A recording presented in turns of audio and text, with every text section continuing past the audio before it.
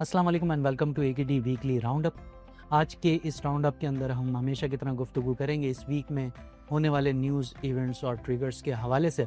ये वीक काफ़ी ज़्यादा वॉलेटाइल वीक रहा है और इस वीक के अंदर पाकिस्तान और इंडिया की टेंशन्स के साथ साथ मार्केट का उतार चढ़ाव भी काफ़ी हद तक देखा गया है। तो इन तमाम सवालों के जवाबात के लिए हमारे साथ हमेशा की तरह मौजूद हैं और आज का सेगमेंट काफ़ी ज़्यादा इंटरेस्टिंग होने वाला है। तो हमारे साथ तशरीफ़ रखते हैं शेब मेमन साहब। अस्सलाम वालेकुम सर, कैसे हैं आप? खैरियत से हैं? वालेकुम अस्सलाम, अल्हम्दुलिल्लाह, thank you. Sir first half के अंदर मार्केट ऑलमोस्ट 2600 पॉइंट्स प्लस रही है एंड 1,14,000 की सतह के पास इस वक्त मार्केट आ गई है। डाउन साइड पर 1,10,000 एंड 600 और 500 का रीजन भी इस मार्केट ने देख लिया। तो अभी आपको क्या लगता है कि ये वीक जो पिछला गुजरा है इसमें जो पाकिस्तान और इंडिया की टेंशन्स को लेकर मार्केट में काफ़ी ज़्यादा उतार चढ़ाव रहा है, सो आप आगे की तरफ इसको किस तरह से देखते हैं और इस वीक के अंदर किस तरह से आप कंक्लूड करेंगे जो हमारा ये वीक गुजर रहा है? जी, एक तो ये है कि अगर आप फर्स्ट सेशन की क्लोजिंग देख लें तो तकरीबन 1500-1600 पॉइंट्स डाउन रही है market from the Friday close.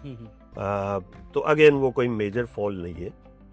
लेकिन अगर आप ड्यूरिंग द वीक देखें तो एक तो फर्स्ट मई की छुट्टी थी, जी जी। सो 3 दिन उससे पहले और आधा दिन आज का, तो वॉलेटिलिटी काफ़ी रही है। न्यूज़ फ्लो के ऊपर जो है वो मार्केट मूव करती रही है बिल्कुल।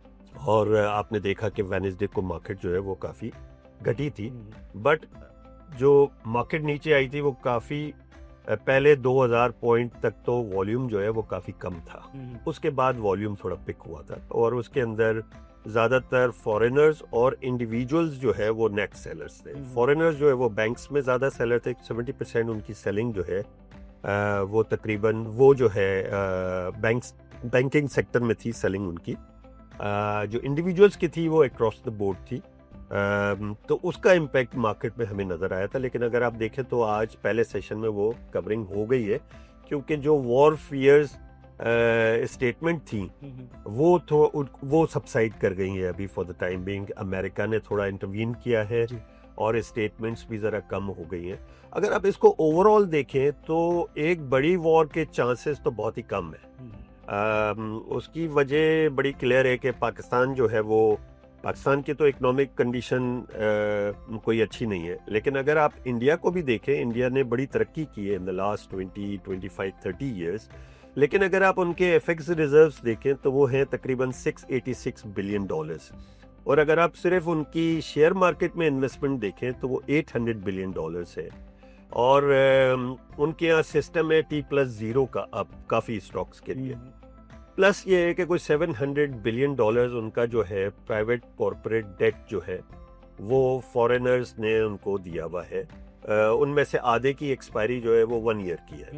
तो ये अगर आप उनकी भी पोजीशन देखें तो कोई इतनी ग्रेट पोजीशन नहीं है ऑन एफएक्स फ्रंट, क्योंकि अगर शॉर्ट टर्म में ये शॉर्ट टर्म पैसा होता है, ये अगर निकला तो जाहिर है उन्हें भी प्रॉब्लम होगा। So for both of the countries it doesn't make sense कि एक बड़ी वॉर हो। आई थिंक छोटी मोटी चीज़ें होती रहेंगी जैसे पास में होती रही है। जी जी। अब ये सारा सेटलमेंट कहाँ होता है, अगर आप पिछले रिकॉर्ड देखेंगे तो आपको पता चलेगा कि जी मार्केट में डाउनसाइड आती है 3 से 5% की और उसके बाद जो है वो चीज़ें बेहतर हो जाती है। Recovery phase. तो हमें भी यही लगता है कि अभी तो खबरों पे चल रही है, अभी तो कुछ हुआ नहीं है, सिर्फ स्टेटमेंट से। So let's see how it goes, how it unfolds going forward. But as I said कि बहुत मेजर इम्पैक्ट नहीं आएगा शॉर्ट टर्म में एटलीस्ट। सर ये जो मार्केट जिस तरह से गिरी और फिर थोड़ा सा रिकवर भी कर गई, सो ये ऑब्वियसली जैसे आपने बताया कि स्टेटमेंट्स के ऊपर ही ये सारा मार्केट रिएक्शन हो रहा है। सो अगर मैं इंडिया और पाकिस्तान की जो टेंशन्स हैं इसको अगर मैं हटा दूँ तो इन टेंशन्स के अलावा क्या इकोनॉमिक साइड पर हम उसी अपनी स्ट्रेंथन पोजीशन के ऊपर खड़े हुए हैं या उसके अंदर भी कोई चेंज है जैसे मार्केट परफॉर्म कर रही थी? जी, बड़ा अच्छा सवाल है। इकोनॉमी के हिसाब से आई थिंक हम बेहतर हैं, क्योंकि आप देखें पिछले महीने का जो मार्च का करंट अकाउंट पोजीशन थी वो सरप्लस में थी। तो वो काफ़ी बेहतर है। इन्फ्लेशन के नंबर्स पिछले जो मार्च के नंबर्स थे वो 0.7% थे और अब आज जो है डे एंड से पहले जो है वो अप्रैल के नंबर्स आ जाएंगे और वो भी काफ़ी नीचे हो गए, 0.6% हम एक्सपेक्ट कर रहे हैं। तो इन्फ्लेशन के नंबर हो सकता है कि मई से थोड़े बहुत इन्फ्लेशन के नंबर ज़रा ऊपर हों, क्योंकि वो बेस इफेक्ट जो है वो उसकी वजह से हो सकता है कि वो थोड़े बहुत ऊपर हो। तो अगर आप देखें तो IMF ने भी इन्फ्लेशन का टारगेट पाकिस्तान के लिए रिवाइज कर दिया है फॉर FY25 5.1% कर दिया है, और आगे का भी कम है, 6-7% के करीब है। तो आपका इन्फ्लेशन, करंट अकाउंट, आपका रेवेन्यू कलेक्शन, अगर आप देखें तो पेट्रोल प्राइसेस जो है वो घटी हैं, लेकिन गवर्नमेंट ने इतनी प्राइसेस कम नहीं किए। तो अभी भी आप देखें तो 2 रुपए पर लीटर जो है वो प्राइसेस कम किए हैं पेट्रोल पे और HSD पे, तो गवर्नमेंट के पास भी कुशन आ रहा है, तो दैट इज़ क्वाइट पॉजिटिव। तो इकोनॉमी के हिसाब से इतना मसला नहीं है। I think monetary policy committee की मीटिंग भी है मंडे को, उस पर हम अभी डिस्कस कर लें। लेकिन अगर हम फ्यूचर की बात करें तो हमने एक डेटा देखा था कि मार्केट जो है वो ज़्यादा परफॉर्म 80% चांसेस हैं उसके परफॉर्म करने के, starting from September and then October, November, December, January. अगर आप पिछले 15 साल का डेटा देखें तो 80% ऑफ द टाइम्स जो है वो रैली इन महीनों में हुई है। और ये जो महीने हैं, अप्रैल का महीना इसके अंदर रैली होती है क्योंकि मार्च के नंबर्स भी होते हैं, लेकिन फिर मई, जून, जुलाई, यहाँ पे जुलाई में थोड़ी सी बेहतर होती है, लेकिन मई, जून जो है हाफ ऑफ द टाइम्स या उससे भी कम 15 साल में रैली जो है वो हाफ ऑफ द टाइम्स हुई है, हाफ ऑफ द टाइम्स नहीं हुई। तो ये पॉसिबल है कि ये एक लैकलस्टर सी मार्केट रहे।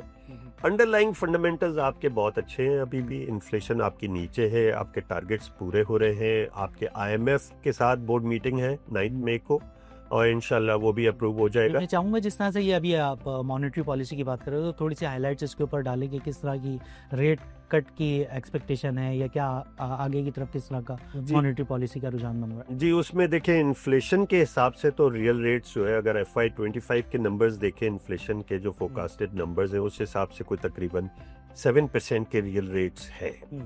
तो आपके पास जगह है। अब सेंट्रल बैंक उसको कट करता है या नहीं करता, अभी करता है या बजट के बाद करता है, और थोड़ा इम्पैक्ट देख लेता है कि पिछले इंटरेस्ट रेट्स कट का क्या इम्पैक्ट आया है, तो उसकी वजह से हो सकता है कि वो वेट कर ले। लेकिन जगह बनती है interest rate policy rate cut की, अभी नहीं होगा, और अगर चीज़ें सेम रही तो इंशाल्लाह रेट कट जो है आगे चल के हो जाएगा। तो one should stay positive on the market based on better macro numbers, but आपको मई जून में थोड़ी अनसर्टेनिटी जो है वो मिलेगी, चीज़ों में वॉलेटिलिटी रहेगी सेक्टर्स के हिसाब से भी। तो यहाँ से आगे आपको मंथली नंबर्स देखते हैं, सीमेंट के क्या आते हैं, ऑटोज के क्या आते हैं, सिक्लिकल्स में ज़्यादा मेरा ख्याल है कि ज़रा एक्टिविटी रहेगी। तो यहाँ पे आपको सीमेंट्स, स्टील, ऑटोज, यहाँ पे एक्टिविटी आपको अच्छी मिल सकती है। तो ट्रेडिंग इज रिकमेंडेड। जब आपको मार्केट जैसे फ्राइडे वेडनेसडे को बहुत ज़्यादा घट गई थी तो प्रोबेबली वहाँ पे बेहतर लगता था, और ऊपर जाए तो आप ट्रेडिंग करें, चांस बन सकता है। गोइंग फॉरवर्ड के जो आगे का वीक हमारे पास आ रहा है, सो इस वीक के अंदर मार्केट को किस तरह से एक्सपेक्ट करते हैं, अपार्ट फ्रॉम कि ये टेंशन्स और ये स्टेटमेंट्स को हटा के, ऑब्वियसली इसके ऊपर तो मार्केट जैसे स्टेटमेंट्स होंगे वैसे ही रिएक्शन मार्केट का आएगा, बट अपार्ट फ्रॉम दिस के हम मार्केट को क्या एक्सपेक्ट करें आगे के वीक के लिए? जी, आई थिंक पॉजिटिव होगा, लगता है सही है, स्लाइट पॉजिटिव आप कह ले, क्योंकि वॉलेटिलिटी आपको मिलेगी।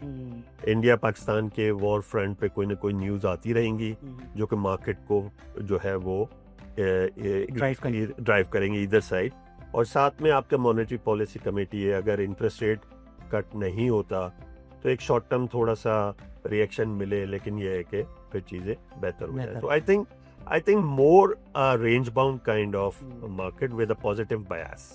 कोई स्पेसिफिक सेक्टर आप हाईलाइट करना चाहेंगे? सेक्टर्स तो मैंने आपको बताया, सीमेंट, ऑटोज, स्टील और बैंक्स के रिजल्ट्स बहुत अच्छे आए हैं।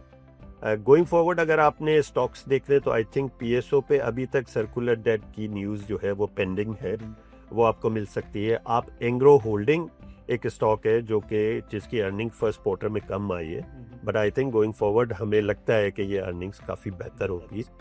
तो ये स्टॉक कोई 5.5 टाइम्स पे ट्रेड कर रहा है, और मेरा ये ख्याल है कि it's a good stock to be in. तो एंग्रो होल्डिंग्स है, PSO है, हबीब बैंक है, सीमेंट्स में DG Khan and Fauji cement is an underperformer, तो उनको देख सकते हैं। आपका ऑटोज में Gandhara autos, GHNI and even Sazgar, numbers अगर आएंगे और पॉजिटिव आते रहेंगे तो इनमें इंटरेस्ट आता रहेगा। और अगर इंटरेस्ट रेट नीचे रहेंगे तो घूम फिर के कहीं ना कहीं से इनमें इंटरेस्ट बनता रहेगा। So thank you very much Vivek भाई, आपके हमेशा की तरह वैल्यूएबल इंसाइट्स हमें प्रोवाइड करते हैं। आपके टाइम का बहुत शुक्रिया। सो नाजरीन, इसी तरह की अपडेट्स हासिल करने के लिए आपसे गुजारिश है कि आप हमारे सोशल मीडिया हैंडल्स को सब्सक्राइब कीजिए और हमारे सोशल पेजेस को लाइक कीजिए। शुक्रिया।